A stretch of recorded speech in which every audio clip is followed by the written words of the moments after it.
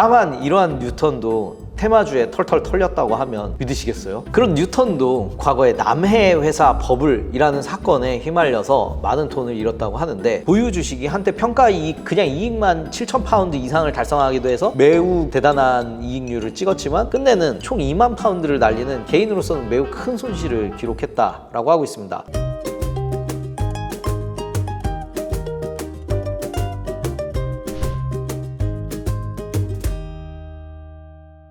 안녕하세요. 전석철의 유니콘의 VC 전석철입니다. 여러분 연휴는 잘 보내셨나요? 오늘은 굉장히 좀 고전적이고 흥미있었던 과거의 이야기로 시작을 좀 해보려고 합니다. 아이작 뉴턴이라는 불세출의 과학자에 대해서 모두 알고 계시죠? 근대 이후에 최고의 지성인 중에 하나라고 생각이 되고 있는데요. 사과나무에서 떨어지는 사과를 보고 이게 서로 끌어당기는 힘, 그런 만류인력이 작용을 해서 그런 중력 법칙에 대해서 발견을 했다라는 매우 유명한 사례도 있는데, 고전역학의 그런 체계를 만들었었고, 그리고 또 미적분법을 창시를 했던 그런 매우 유명한 일화가 있고 등등, 과학 그리고 수학의 발전에 매우 지대한 공헌을 한 사람이에요. 다만 이러한 뉴턴도 테마주에 털털 털렸다고 하면 믿으시겠어요? 그런 뉴턴도 과거에 남해 회사 버블이라는 사건에 휘말려서 많은 돈을 잃었다고 하는데, 그렇다면 과연 남해 회사는 무엇인가에 대해서 이야기를 해볼 수 없지 않겠습니다. 남해 회사는 본래는 그 영국 정부에서 남미 무역을 전담한 목적으로 설립한 회사입니다. 일종의 공기업이긴 한데 사실 설립 목적 자체부터 조금 무리한 면이 있었어요. 실은 영국 정부가 채무를 상환하는 이자가 너무 커서 그거를 떠넘길 목적으로 설립한 회사였다고 합니다. 1711년에 영국 정부의 부실 채권과 증권 1,000만 파운드를 남해 회사에 주식으로 전환을 하고, 남해 회사는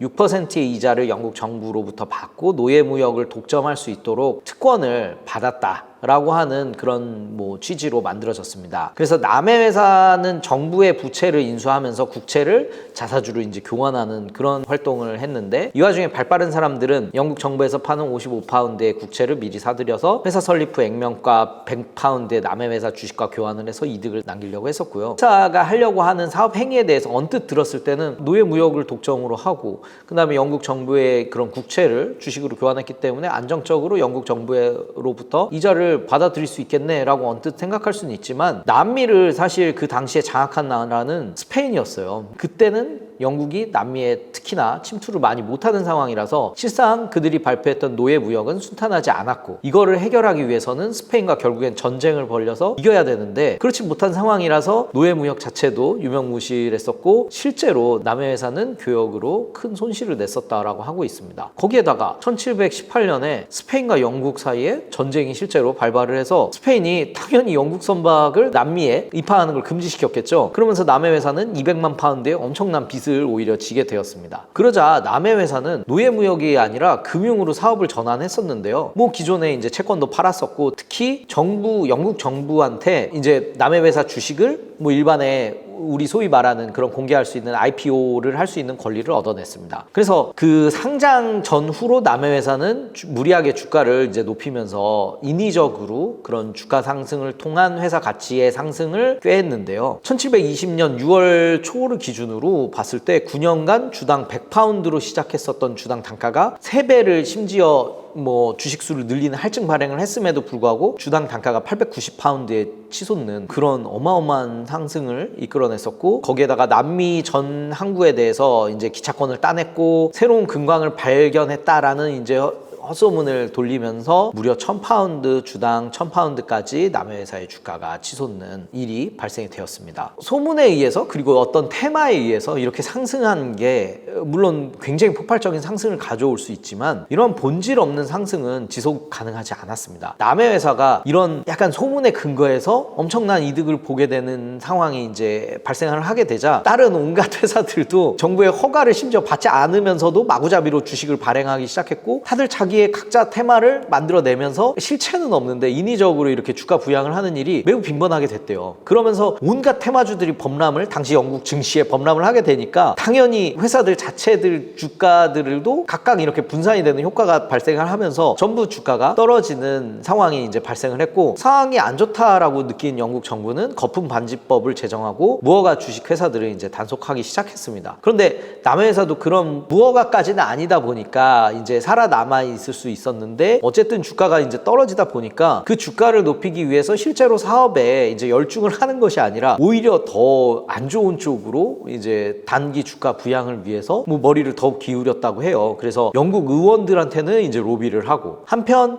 이제 또 더 뭐랄까요, 기존에도 이제 솔깃하지만 설마 저러겠어? 라고 했었던 뭐 소문들을 좀 더 이제 살을 붙여서 퍼뜨리기 시작하면서 주가를 부양했다라고 하고 있습니다. 그래서 그 내용들을 보면 스페인과 조약을 맺어서 남미 주요 항구에 대한 통상권을 남의 회사가 확보를 했다라고 하고, 스페인이 가지고 있는 매우 중요한 자산인 포토시 은광에 대한 운영권을 남의 회사가 받기로 했다라는 등의 거짓 정보를 매우 유포를 하면서 그 테마를 통해서 주가를 부양했다라고 합니다. 이렇게 상식적으로 말이 안 되는 정보임에도 불구하고 이러한 소문이 신빙성 있게 생각보다 나돌면서 주가를 끌어올리는 동력이 됐다라는 것 자체가, 물론 당시라고 생각할 수 있겠지만 지금도 상당히 좀 빈번하죠. 사람의 탐욕 어린 광기가 그거에 꽂혀서 아, 이게 될 거야 라고 믿으면서 자기 이익과 결부됐다라고 생각하면 얼마나 광기를 끌어올릴 수 있는지에 대해서 보는 주요한 사례가 될 수 있었다라고 볼 수 있겠습니다. 그래서 이게 테마주나 이런 좀 근거 없는 소문에 의해서 주가가 부양되는 거에 대한 매우 안 좋은 선례가 되었고요. 그냥 생각하기에도 당시 가만히 앉아있으면 몇 배로 돈이 불려진다는데 가만히 앉아있을 사람들이 없었죠. 그래서 해마다 몇백 % 이상으로 상승할 수 있다라는 기대감에 온갖 사람들이, 그리고 특히나 이 회사에 대해서 잘 알아보지 않은 사람들도 다 전부 돈을 넣기 시작했어요. 그래서 앞에서 이야기한 아이작 뉴턴도 남의 회사의 주식을 이제 매수를 했고요. 그리고 우리 매우 유명한 작곡가 핸델도 샀었고, 유명한 로빈슨 크루소라는 소설을 쓴 다니엘 디포 같은 사람들도 남의 회사 주식을 대거 매수를 했었습니다. 특히나 다니엘 디포 같은 경우에는 격렬하게 지지를 했지만 뭐 뒤에서 말하겠지만 이 사건으로 인해서 얼마 남지 않은 전 재산을 전부 잃어버리고 10년 뒤에 가난과 무관심 속에서 사망을 했다고 하니 매우 안타까운 사례라고 볼 수 있겠습니다. 또한 뉴턴 같은 경우도 보유 주식이 한때 평가 이익, 그냥 이익만 7,000파운드 이상을 달성하기도 해서 매우 대단한 이익률을 찍었지만 끝내는 총 2만 파운드를 날리는 개인으로서는 매우 큰 손실을 기록했다라고 하고 있습니다. 하지만 또 이 와중에 또 테마주로 돈 버는 사람도 중간에 뭐 운 좋게 발생을 하잖아요. 뭐 트레이딩을 잘했다든지 뭐 이런 걸 통해서 그에 해당하는 게 핸델인데, 핸델은 이 주식을 저점에 사서 고점에 전부 매각해가지고 투자 원금 대비 100배 이상의 엄청난 이득을 보았다고 합니다. 하지만 이건 매우 위험하고 정말 운에 기대는 투자 방식 중에 하나다라고 볼 수도 있겠습니다. 이런 남의 회사 같은 경우에는 주식이 이제 고점 끝까지 이제 올라가고 나서 앞서 말했던 정부 관료들한테 로비를 했다라고 하는데, 그 정부 관료들이 아, 이쯤 되면 이건 정말 고점이다 라고 생각을 했는지 주식을 이제 팔아치우기 시작을 했습니다. 그러면서부터 정부 관료들이 이 남의 회사 주식을 팔아치운다라는 소문이 돌면서 서로 이제 광기에 어린 투매가 이제 발생을 하게 됐고, 설상가상으로 이제 남의 회사 사업도, 그 사업에 대한 그런 테마들 내용도 실체가 불분명하다, 사실이 아니다 라는 내용들이 하나씩 밝혀지기 시작하면서 사람들이 앞다퉈서 이제 팔기 시작하고, 결국 그 해 9월에 주가는 주당 150파운드까지 이제 추락하게 되었다라고 하고 있습니다. 그래서 엄청난 손해를 보고 이게 당시 영국 정부의 매우 큰 사회적 문제로 대두가 되게 되었는데, 뭐 이 굉장히 큰 손해를 보고 전 재산을 잃은 투자자들이 속출을 하면서 정부가 본격적으로 조사를 벌여서 남의 회사에서 뇌물을 받고 정보를 제공받아서 주식을 매도한 정부 관료들을 전부 퇴진시켜야 했습니다. 특히나 고점에서 남의 회사 주식을 팔아가지고 굉장히 거액의 수익을 혼자서 받아냈던 영국의 당시 재무부 장관은 그 매우 악명 높은 런던탑에 갇혔다고 하네요. 그리고 당시 수상이었던 그 스턴호프라는 분은 국민들의 빗발치는 비난 끝에 이제 수상 자리에서 물러났고, 며칠 뒤에 뭐 이게 원인이었는지 아니면 다른 뭐 이유가 있었는지 급사를 스트레스로 인했겠죠. 아마 급사하게 됐다라고 할 정도로 매우 심각한 사태로 발전을 하게 되었습니다.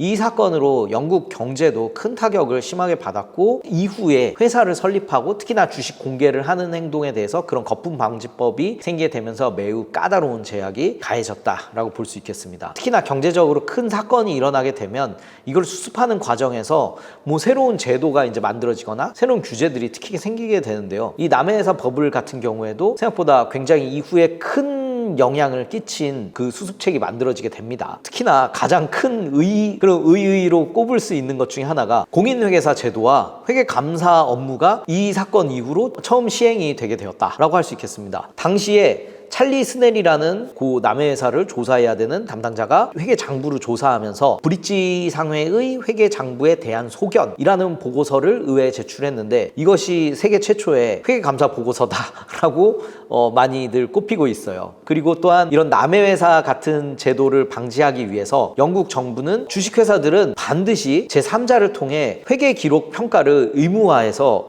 영국 최초로 공인회계사와 회계감사의 개념이 특히나 생겨나게 되었습니다. 그리고 앞에서 말한 것처럼 금융규제라는 게 큰 틀에서 보면 어떤 큰 사고나 소요 이후에 이걸 어떻게 하면 수습하고 앞으로 이런 일이 발생하지 않게 어떻게 예방할 수 있을지에 대해서 고민을 해보면서 세워지는 게 또 큰 부분이 있기 때문에 앞으로 굵직한 부분에 금융규제들이 있다라고 하면 여러분들도 아니면 이런 저희 같은 투자자분들도 이거는 어떤 거 방지하기 위해서 이게 생겼구나 라고 하는 그런 입법 취지를 생각해보면 보다 더 그 규제를 잘 이해하면서 그 규제의 입법 취지 준수를 가장 잘 할 수 있지 않나라고 생각이 듭니다. 그리고 남해회사 이런 사태 때문에 매우 그 금융사적으로도 중요한 용어가 이제 생겨나고 유행이 됐는데 소위 말하는 우리가 버블이라고 하잖아요. 어떤 회사는 너무 실체에 비해서 그 가치가 고평가되었다라고 이야기를 할 때 저 회사는 버블이 끼었네, 저 회사는 버블이네 라는 이야기를 많이 하게 되는데 바로 이 사태에서 시장의 과열을 버블이라고 부르는 용례가 생겼다라고 할 수 있겠습니다. 특히나 이 사건으로 처음으로 영국 공문서에 버블이다